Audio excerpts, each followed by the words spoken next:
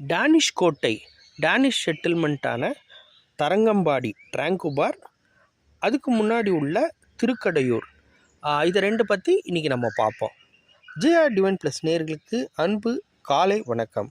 நம்ம சேனலில் இன்றைக்கி வித்தியாசமாக ஒரு டூர் பிளான் பற்றி பார்க்கலாம். அந்த சமீபமாக ஒரு விசேஷம் இருந்தது, கல்யாணம் இருந்தது பொறையாறில். இப்போ பொறையாறு எங்கே இருக்குது அப்படின்னா, காரைக்கால், நாகப்பட்டினம் அந்த பெல்ட்டில் பொறையாறுன்ற ஊரில் எங்கள் ரிலேட்டிவோட இது நடந்தது, மேரேஜ் நடந்தது. ஸோ அதுக்கு நாங்கள் போக வாய்ப்பு கிடைக்கும்போது இந்த சைட் பார்த்திங்கன்னா தரங்கம்பாடி ட்ராங்குபார், அந்த சைட் பார்த்திங்கன்னா திருக்கடையூர். இப்போ இந்த திருக்கடையூர் பற்றி ஃபஸ்ட்டு பார்க்கலாம். ஏன்னா நாங்கள் போகிற இடத்துல அந்தளவுக்கு இப்போ பெரிய ஒரு ஹோட்டல் இல்லாததுனால திருக்கடையூர் எங்களுக்கு தங்குறதுக்கு ஏற்பாடு பண்ணியிருந்தாங்க. அதில் என்ன விசேஷம், எதனால் திருக்கடையூரில் அந்த அவ்வளோ ஓரளவுக்கு நல்ல ஹோட்டல்ஸ் இருக்குது அப்படின்னா, நீண்ட காலம் வாழ்கிறதுக்கு, அதாவது கணவன் மனைவியாக 60ஆம் கல்யாணம், 70ஆம் கல்யாணம், 80ஆம் கல்யாணம்லாம் பண்ணுவாங்க இல்லைங்களா. ஸோ அது பேர் எல்லாம் என்ன பண்ணுவாங்க அப்படின்னா, இந்த மாதிரி மணி விழாவெல்லாம் இந்த சதாபிஷேகம் விழா எல்லாம் அங்கே திருக்கடையூர் கோயிலில் கொண்டாடுவாங்க. ஸோ அதுக்கு அருமையான ஹோட்டல்ஸு, தங்கும் விடுதிகளாக இருக்கட்டும், ரெஸ்டாரண்ட்ஸ் இருக்கும், அங்கே அருமையாக இருக்குது. ஸோ நான் அங்கே தங்கிட்டோம். நான் இப்போது கோயம்புத்தூர்லேருந்தே சொல்கிறேன், ஏன்னா நான் கோயம்புத்தூர் பேஸ்ட் அவுட்டுன்றனால கோயம்புத்தூர்லேருந்து காலமாக நம்ம ஜனசதாப்தின்னு ஒரு ட்ரெயின் இருக்குது, அங்கே போயிட்டோன்னா ஆல்மோஸ்ட் ஒரு 2 மணிக்கெலாம் நம்ம அங்கே போய் ரீச் ஆயிடுவோம்.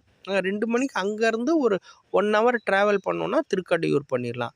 அந்த திருக்கடையூர்லேயே ரொம்ப சின்ன டவுனு, சுற்றிலையும் உண்டான கோயில்கள், இந்த மாதிரி ஆன்மீக சுற்றுப்பயணத்துக்கு பிரமாதமான இடம். சில பேர் என்ன பண்ணுவாங்கன்னா, இந்த மாதிரி ஹிஸ்டாரிக்கலில் டச் பண்ணுறவங்களுக்கே அங்கேயே ஒரு குறிப்பிட்ட சமூகத்தினுடைய பெரிய டிஸ்டரிஸ் இருக்குது, குடும்ப பாரம்பரியம் இருக்குது, அங்கே ஒரு சின்ன ஜமீன்தார் கோட்டம் இருக்குது, அங்கே மற்றபடி இந்த ஸ்கூல்ஸ் காலேஜஸ் எல்லாம் இருக்குது. இங்கேருந்து பொறையாறு ஒரு 10 to 15 கிலோமீட்டர்ஸில் இருக்குது. பொறையாறில் காலேஜஸ் ஏகப்பட்டது இருக்குது. இப்போ அங்கேருந்து இப்போ நம்ம தரங்கம்பாடி போகிறோம் அப்படின்னா, இப்போது தரங்கம்பாடி ட்ராங்குபாரை பற்றி பார்க்கலாம். இந்த ட்ராங்குபாரை பொறுத்த வரைக்கும் இது டேனிஷ் செட்டில்மெண்ட்டு. நம்ம பல இடங்களில் பார்த்துருப்போம், பிரிட்டிஷ் செட்டில்மெண்ட் பார்த்துருப்போம், ஃப்ரெஞ்சு, டச்சு, இந்த மாதிரி போர்ச்சுகீஸ், அந்த மாதிரி பல இடங்களில் பார்க்குறோம். இதில் டேனிஷ்ன்றது நிறையா பேர் கேள்விப்படாதது. இப்போது பிரிட்டிஷாக இருக்கட்டும், ஃப்ரெஞ்சாக இருக்கட்டும், இதில் டென்மார்க், நார்வே அந்த மாதிரியான ஸ்காண்டினேவியன் கண்ட்ரிஸ் குறிப்பாக இவங்களுக்குள்ளே பெரிய அளவுக்கு இன்டர்னல் ட்ரேட் கிடையாது. இவங்க அந்த 14th செஞ்சுரிக்கு முன்னாடியே பொண்ணு கொடுத்து பொண்ணு எடுக்கிறவங்க, அந்த மாதிரி ஆன அரசு முறை ரிலேஷன்ஷிப் நிறையாவே இருந்தது. பட் அவங்களுக்கு உண்டான ட்ரேட் ரிலேஷன்ஷிப் பெருசாக இல்லை. ஸோ அந்த காலகட்டங்களில் எல்லாம் இந்தியாவை நோக்கி, குறிப்பாக தமிழகத்தை நோக்கி வரும்போது இவங்க லேண்ட் ஆனது இந்த தரங்கம்பாடி. இதில் நீங்கள் பார்த்தீங்க அப்படின்னா 2 வகையாக நம்ம பிரிக்கணும். ஒரு யூரோப்பியன் செட்டில்மெண்ட்டுன்னு சொல்லி வராங்க. ஸோ அவங்க பேசிக்கலி ட்ரேடர்ஸ். ஒரு லெவலுக்கு மேலே அங்கேருந்து ட்ரேட் பண்ணுறாங்க.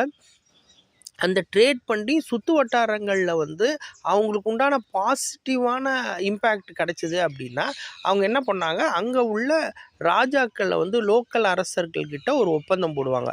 ஒரு குறிப்பிட்ட இடத்த அவங்க ஒரு லீஸ் மாதிரி எடுத்து காசு கொடுத்து வாங்கி அந்த இடத்துல அவங்களுக்கு உண்டான பேசிக் இன்ஃப்ராஸ்ட்ரக்சரை கட்டுவாங்க. இன்னொரு பகுதி பார்த்திங்க அப்படின்னா சர்வீஸ் ஓரியன்ட். இப்போ ஒரு இடத்துல இருக்கிறாங்க, அவங்க லேண்ட் ஆகுறாங்க, அவங்க என்ன பண்ணுவாங்க, அங்கே இருக்கிற அரசர்கள் மற்றும் அங்கே இருக்கிற இந்த மாதிரி யூரோப்பியன் செட்டில்மெண்ட்ஸ் கிட்ட பர்மிஷன் வாங்கிட்டு அங்கே உள்ள மக்களுக்கு சர்வீஸ் பண்ணுவாங்க.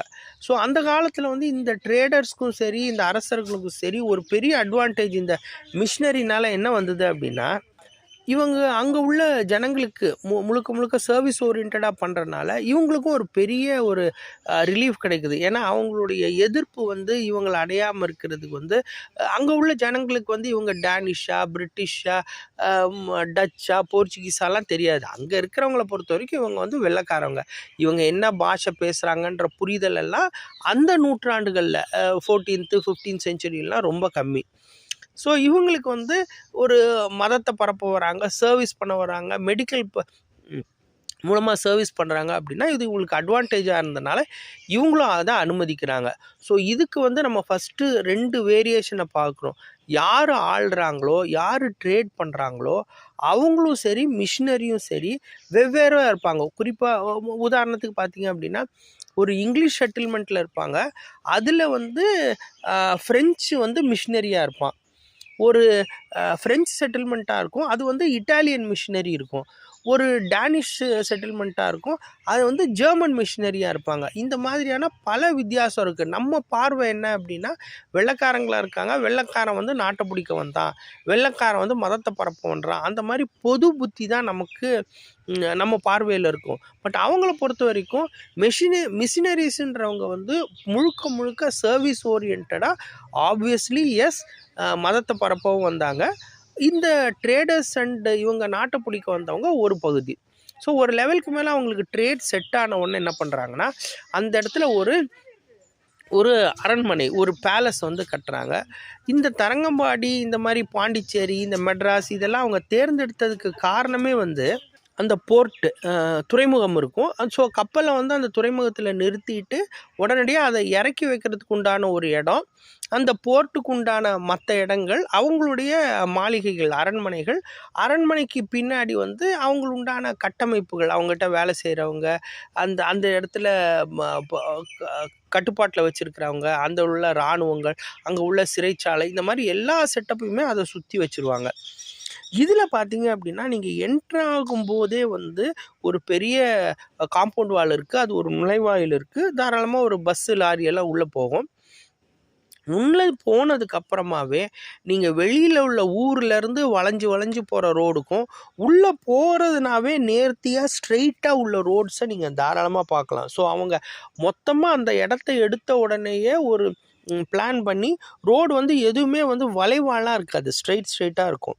ஸோ அதில் உள்ளே பார்த்தீங்க அப்படின்னா ஏறக்குறைய 7 மியூசியம்ஸை பார்த்தேன். அதாவது தரங்கம்பாடி கோட்டையில் உள்ள மியூசியம்மு, அங்கே உள்ள மேரிடைம் மியூசியம், பைபிள் மியூசியம், அங்கே ஜீகன் பால் மியூசியம்னு ஒன்று இருக்குது.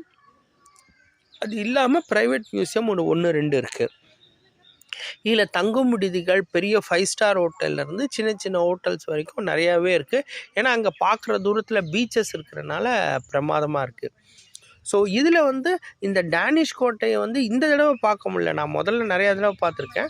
மற்றபடியான உள்ள பல வகையான மியூசியம்ஸில் வந்து அவங்களுடைய ஹிஸ்ட்ரியாக இருக்கட்டும், டேனிஷ் நார்வே ஆளுங்க வந்து இங்கே இருந்து அவங்களோட எப்படியான கட்டடக்கலைகளாக இருக்கட்டும், அவங்களுடைய வாழ்க்கை முறையாக இருக்கட்டும், அவங்க வந்த போட்டு பயன்படுத்தின பொருட்கள், அங்கே குறிப்பாக பார்த்திங்க அப்படின்னா இந்த பீங்கான் பொருட்களெல்லாம் ஏகப்பட்டது அங்கே இருக்கும். அவங்களுடைய மோனோகிராம்ஸு, அந்த லைஃப் ஸ்டைலை நல்லாவே உணரலாம் அந்த சுற்று வட்டாரத்தில்.